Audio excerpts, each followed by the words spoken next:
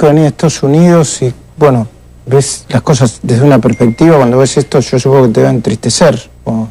Sí, tampoco es un fenómeno nuevo, ¿no? Entonces, a uno le entristece independientemente de dónde estuvo el último año, año y medio. Creo que el problema es mucho más profundo, porque cuando nosotros vemos esto, o cuando vemos la ciudad de Buenos Aires, que tiene 1 de cada 9 habitantes viviendo en una villa. ¿1 de cada 9 en la ciudad? Sí, es el distrito más próspero de todo el país, ¿no? Entonces, cuando tenemos esa circunstancia en la ciudad de Buenos Aires, cuando vemos este informe a nivel nacional, cuando vemos que tenemos 33% de pobres, lo que uno tiene que pensar es cómo se sale de eso. Y el problema está en la siguiente situación, que creo que no la vemos con la suficiente perspectiva de seriedad o rigurosidad en la Argentina. Hoy tenemos el Estado más grande de toda nuestra historia. Si uno mira, nunca el Estado tuvo más recursos que en la actualidad. Más grande quiere decir con más plata. Para ponerlo en números. Con más plata. Hoy, por cada uno de los argentinos hay 3 veces más plata, ajustada por inflación, es decir, capacidad de compra. Hay 3 veces más plata que hace un cuarto de siglo, que hace 25 años. ¿Y por qué hay Entonces tendríamos que tener 3 veces más salud, 3 veces más educación, 3 veces más seguridad, 3 veces más infraestructura, 3 veces más vivienda, 3 veces más justicia. No hay nada más de eso. En muchas cosas tenemos menos que hace un cuarto de siglo. Entonces tenemos el Estado más grande, con la mayor cantidad de recursos de su historia, que no puede brindar, como lo estamos viendo, y por estas cifras que te estoy dando, más bienes y servicios públicos. Ese Estado está financiado con la presión tributaria más alta de toda la historia de la Argentina, la más alta del mundo. Porque si yo lo ajusto por el hecho de que el 35 o el 40% de la economía es informal, el que paga, paga más que en cualquier otro país del mundo. Más un déficit fiscal de 7 puntos. Entonces el problema medular es con más recursos al Estado no vamos a resolver esto. De hecho, hace 25 años la pobreza era la mitad que ahora. ¿Y cómo lo resolvemos? Un segundo. Hace 25 años la pobreza era la mitad que ahora. Tenemos 3 veces más plata y el doble de compatriotas en la pobreza. Y con esta presión tributaria, el sector privado no puede generar puestos de trabajo en cantidad y en calidad para sacar a 13 millones de compatriotas de la pobreza. Entonces tenemos que discutir algo que es el Estado. Tenemos que volver a discutir cuáles son las prioridades del Estado. Cuando se habla últimamente, a mí me lo preguntan mucho, pero ahora hace unas semanas, porque estuvo tan de moda el pacto de la Moncloa, sí, nosotros nos tenemos que poner de acuerdo entre muchos sectores distintos, cómo dejamos de rapiñar el Estado, comiéndole el presente y que le impide resolver situaciones como esta, hoy y a futuro. Si se llama pacto de la Moncloa o no se llama pacto de la Moncloa, es irrelevante, pero por esto es que la grieta, la otra grieta, la grieta artificial, la que te pone de lados en donde solo te tirás piedras y no escuchás, es un problema gigantesco para resolver eso, porque cuando hay 2 cosas que diría son muy grandes inconvenientes para resolver esto. La primera es la grieta, porque entonces yo tengo siempre toda la razón y el otro siempre está mal y eso se multiplica de los 2 lados. Y nadie, con esta circunstancia que acabo de describir, puede arrogarse el tener el diagnóstico perfecto y aunque tuviera el diagnóstico, la capacidad de implementar, porque cuando vos decís tengo que redefinir prioridades en el Estado... Tengo que acordar. Tengo que acordar porque voy a afectar distintas cosas. Entonces esa es la primera. La segunda, que yo creo que es muy grave, y con la discusión que se daba en la mesa anterior, que abarca toda la política, cuando desde la política se pierde transparencia, se pierde sostenerse o cumplir las reglas de juego, cuando la política tiene que hacer estas modificaciones grandes, acordarlas, y la gente lo que percibe es que el político está a favor de sí mismo, ya sea porque se corrompe, porque decide a favor de un amigo, porque altera las reglas cuando le conviene, sí. Lo que pierde es la legitimidad para hacer cambios. Esto es lo más grave. Y así como es esto, es la justicia o la seguridad, todo. Quiero aprovechar el tiempo para que me respondan algunas preguntas, para que se enteren los que están mirando. ¿Por qué te volviste? ¿Por qué dejaste de ser embajador de Estados Unidos y ahora vas a competir de alguna manera contra los referentes del gobierno? Que son Horacio Rodríguez Larreta, de Macri de alguna manera, porque mucha gente lo lee así. ¿Por qué? A ver, primero, dejé de ser embajador, tal como lo expresé en mis cartas, se lo manifesté al presidente, porque creo que la tarea que me encomendó el presidente allá está cumplida y porque creo que soy mucho más útil y puedo aportar más en este tipo de discusiones, en una elección nacional donde se definen matices, capacidad de hacer contribuciones a cómo hay que corregir este rumbo y a discutir ciertas cosas en la Argentina. Creo que soy mucho más útil acá que allá. ¿Vos apoyás al presidente, al rumbo, a la política del presidente? Creo que en toda coalición hay matices distintos. Creo que las elecciones nacionales de medio término son las elecciones para incorporar más gente, para discutir, para enriquecer el diagnóstico, para diferenciarse. Y para enriquecer la capacidad de gestionar. Claro que para diferenciarse, porque es una coalición de matices. Mira, yo me acuerdo de haber hecho campaña para Sanz, después de la elección de la Ciudad de Buenos Aires. Hice un video con Sanz. Y él decía, no somos iguales, yo no soy Macri. Y Carrió decía algo parecido, decía, tuve que hacer un esfuerzo moral muy grande para construir la alianza. ¿Qué quiere decir eso? Que obviamente que hay matices. Y que para mí la manera de zanjar esos matices, de que la gente pueda elegirlo, sintetizar, decir, me gusta más esto, corrijamos esto se viene haciendo muy bien, estamos todos de acuerdo, son las elecciones de medio término, las elecciones nacionales. Cuando no está traicionando ni al presidente, ni al cambiante. Pero además al presidente le dije el primer día que yo iba a competir. El primer día cuando me ofreció el cargo. Entonces, yo voy a competir igual. Sí. Digo, le habrás dicho, si vos me querés patear a Estados Unidos para distraerme o para... Esa nunca es la conversación con el presidente. Nunca es, porque sigo hablando y nunca fue. Pero yo lo he dicho de entrada. Ahora, creo que ahora es el momento en que se dirimen estos matices. ¿No se dirime el futuro o el pasado también? ¿Es falso eso? Digo, Cristina todavía tiene el 30 y pico % del voto, más allá de vos, de mí, entonces, ¿no nos tendríamos que preguntar por qué? ¿Y después por qué? De cómo dejó el país. Y sí. Bueno, entonces eso implica... Yo me lo pregunto todo el tiempo. Eso implica salir de la mentalidad de la grieta. Eso implica que hay un montón de gente que vota por la expresidenta, algunos que habrán dejado de votar por la expresidenta por los hechos de corrupción. Yo lo he visto a Gerardo Romano en otro canal enojándose, diciendo, mirá, ya está, es esto. Sí.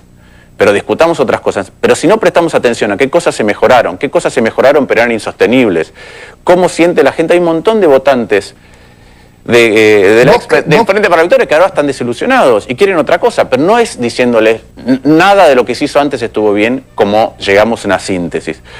Creo que hay otra... ¿Vos crees que hicieron cosas bien? Que Cristina, la Cristina presidenta, Néstor Kirchner presidente... Yo creo que yo creo que Néstor Kirchner presidente sí, creo que Cristina menos. Yo creo que cometieron infinidad de errores, que cayeron en todas las corrupciones posibles, pero es evidente que hay una parte de la población que siente que hay algunas de esas cosas que están bien.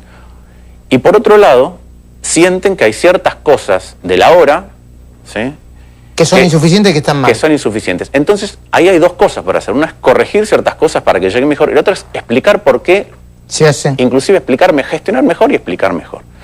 Yo, cuando decidí volver, le dije este tipo de cosas al presidente, vuelvo para competir en una primaria, para aportar a Cambiemos. Son otros los que deciden que nosotros no estemos en Cambiemos, cuando en realidad Cambiemos a nivel nacional existió en el 2015, recuerdo.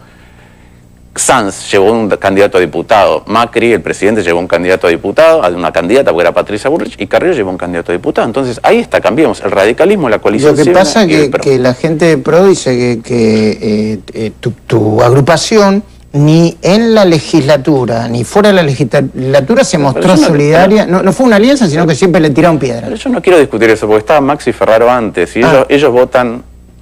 exactamente igual que nosotros. De hecho, nosotros votamos un poco más de cosas al gobierno del PRO de la ciudad de lo que votó la coalición cívica. Entonces yo no quiero entrar en ese tipo de discusiones. Yo creo que para que la Argentina salga de la grieta, para que la Argentina resuelva estas cosas, debemos discutir constructivamente, sobre todo en una coalición, de otra manera. Porque si no, yo también, digo, iniciaste el programa con que, y es el análisis de toda la política en estos días, ¿no? De si los modos con los que Carrió dice ciertas cosas son buenos o malos. Bueno, si no hay posibilidad de discutirlo de otra manera, si no hay posibilidad de discutir de otra manera en una primaria... No se debería discutir de otra manera. Se debería discutir de otra manera, porque si no hay que ser muy vehemente o caer en exabruptos. Yo creo que hay otras maneras de discutir, pero evidentemente si nadie tiene ganas de que esa discusión se dé, que fue el ADN de Cambiemos, bueno, entiendo por qué Carrió busca otros métodos. Yo creo que esos métodos, por un lado, sacuden y generan discusión, y eso siempre es bueno, pero por otro lado hay una parte del electorado que le da el temor que decía Pablo y vos al principio, que es, bueno, esto ya pasó en la alianza, pasó en ya pasó muchas veces. Entonces yo creo que, dado que existen las primarias, deberíamos buscar esa manera de discutir. Otros decidieron que no. Está bien. Y si perdés porque quedás en el medio de la grieta, porque lo que vos planteás de salir de la grieta, como lo plantea Massa desde otra perspectiva, en la provincia de Buenos Aires, los puede dejar apretados entre el oficialismo y el kirchnerismo también en la ciudad. ¿Cuál es el problema? No. Yo no veo... Porque, yo tampoco veo problema. ¿Cuántos años tenemos? Yo tengo 47. Sí, podés perder unas cuantas elecciones. Pero no es por eso. Yo vería el problema si fuera al revés. Es decir, si yo estuviera cambiando lo que digo, lo que dije en la elección del 2013, lo que dije en la elección del 2015, las votaciones como diputados en el medio, si yo estuviera cambiando el espacio en el que me siento afín, con el que trabajo, por una táctica electoral, eso sería perder para mí. Ahora, te voy a decir una cosa, yo creo que hay un montón de gente que tiene ganas de discutir de otra manera, pues yo no creo que la elección sea... Es decir, cuando discutimos el pasado es una cosa y nosotros somos el futuro, me parece un poco prepotente desde el punto de vista intelectual. Entonces yo creo que no estamos discutiendo el futuro cuando hacemos eso. Y Argentina discute mal el pasado remoto, discute mal a veces la Revolución de Mayo, o Rosas, o Mitre, o Sarmiento, discute mal el pasado más mediato cuando discute, bueno, lo hemos visto en estos días, el terrorismo de Estado. Por suerte ahí hemos encontrado consensos en la sociedad argentina, ¿no? Que sale a responder el 2x1. Discute mal el pasado reciente, porque discute mal o el gobierno de Cristina, o discute mal el presente. Y lo peor es que no discutimos nada del futuro. Entonces, cuando a mí se me plantea la discusión de la elección es pasado versus futuro, sospecho que no estamos discutiendo el futuro. Realmente. Sospecho que estamos encontrando una manera de poner a muchos habitantes en un lugar de otredad, en donde y lo dejamos afuera. Lo dejamos afuera del futuro que se puede discutir. Martín, gracias por haber venido. Disculpame que me quedé con poco tiempo, no manejé bien los tiempos, pero te agradezco que hayas venido. Y bueno, y si es para discutir y competir, cuanto más gente haya compitiendo, mejor. Gracias, ¿eh? Gracias a vos. Una sola cosa quisiera decir, porque fui el viernes y creo que vale la pena. Sí. Hay en el Parque de la Memoria, que además es un lugar que recomiendo que todo el mundo vaya todo el mundo vaya a visitar, vale la pena, es emotivo y es instructivo. Hay una muestra de un artista de primer nivel que es Anish Kapoor. Sí. Entonces la verdad que es una buena oportunidad para hacer las dos cosas, visitar el parque y ver la muestra de un artista conceptual extraordinario. Gracias, Martín. Cada uno de los argentinos hay 3 veces más plata ajustada por inflación, es decir, capacidad de compra. Hay 3 veces más plata que hace un cuarto de siglo, que hace 25 años. ¿Y por qué hay Entonces tendríamos que tener 3 veces más salud, 3 veces más educación, 3 veces más seguridad, 3 veces más infraestructura, 3 veces más vivienda, 3 veces más justicia. No hay nada más de eso. En muchas cosas tenemos menos que hace un cuarto de siglo. Entonces tenemos el Estado más grande, con la mayor cantidad de recursos de su historia, que no puede brindar, como lo estamos viendo, y por estas cifras que te estoy dando, más bienes y servicios. Venís a Estados Unidos y, bueno, ves las cosas desde una perspectiva, cuando ves esto yo supongo que te va a entristecer. Sí, tampoco es un fenómeno nuevo, ¿no? Entonces, a uno le entristece independientemente de dónde estuvo el último año y medio. Creo que el problema es mucho más profundo, porque cuando nosotros vemos esto, o cuando vemos la ciudad de Buenos Aires, que tiene 1 de cada 9 habitantes viviendo en una villa. ¿1 de cada 9 en la ciudad? Sí. Es el distrito más próspero de todo el país, ¿no? Entonces, servicios públicos. Ese Estado está financiado con la presión tributaria más alta de toda la historia de la Argentina, la más alta del mundo.